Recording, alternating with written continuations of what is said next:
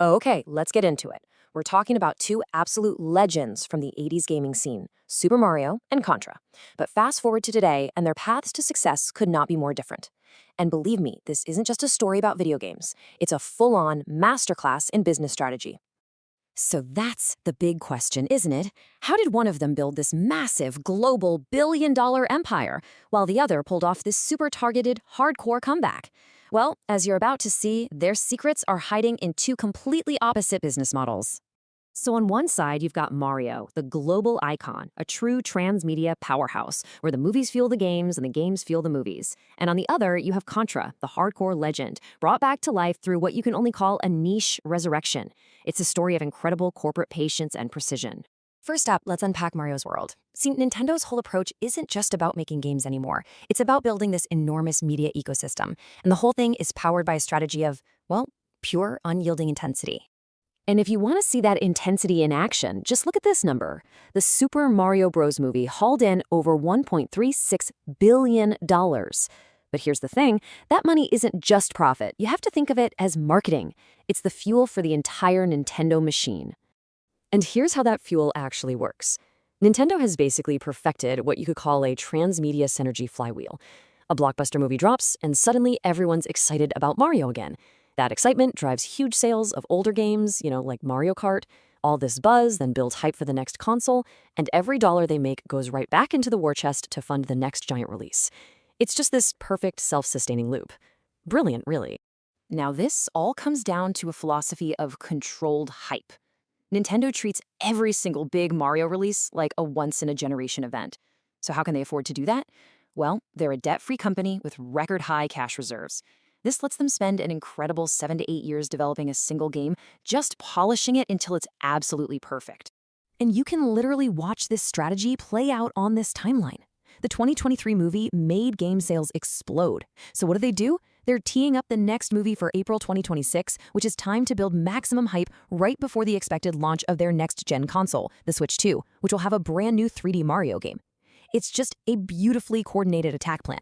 Okay, now let's do a complete 180 and pivot to the total opposite end of the spectrum. Contra's revival isn't a story of intensity. It's a story of corporate resilience, and it's funded by a very, very different kind of company. To really get Contra, you first have to understand that its owner, Konami, is not just a video game company, not by a long shot. In fact, their game division is just one piece of a much bigger puzzle that includes things like casinos and slot machine systems, and even sports clubs and Pilates studios. Wild, right? This diversification is the absolute core of their asset-light model. And honestly, it's genius. The steady, reliable profits they get from their casino and sports businesses create this incredibly stable financial foundation. And that stability allows them to take calculated risks on projects that are higher passion, but maybe less certain, like bringing a hardcore franchise like Contra back from the dead. And this leads to a game plan that's the polar opposite of Nintendo's. Konami isn't trying for a billion-dollar movie. Instead, they're laser-focused on rebooting popular IPs for their original, core, nostalgic fans. They use anniversary collections and really high-quality remakes, basically avoiding the mass market to super serve the niche that already loves them. And they're pushing hard into new markets to find more of those core fans around the globe. And they have very clear goals about it, too. This chart shows their plan to grow international revenue to 35% by March 2026. This isn't just some vague hope. It's a targeted push into regions like the Middle East, which proves that even a niche brand can still have some serious global ambitions.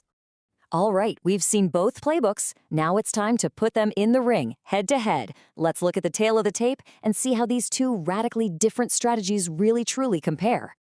So when you actually lay it all out side by side, wow, the contrast is just night and day. And this table really just lays the divide bare. Mario's goal is total market leadership by going super deep on one massive universe. Contra's goal, it's profitability, by leveraging a wide portfolio of different properties. Mario is universal and family-friendly.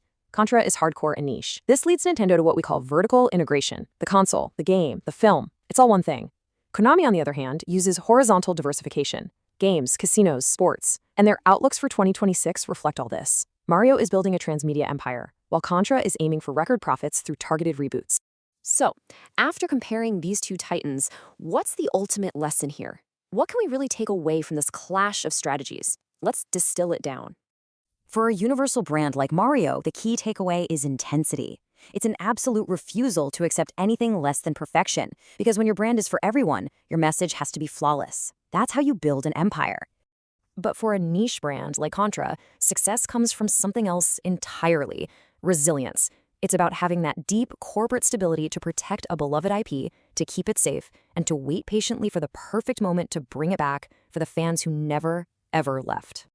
And all of this leaves us with a really fascinating final question. As we look to the future of entertainment and our favorite characters, which model is going to win out? Is it the focused, high-stakes intensity of a singular empire?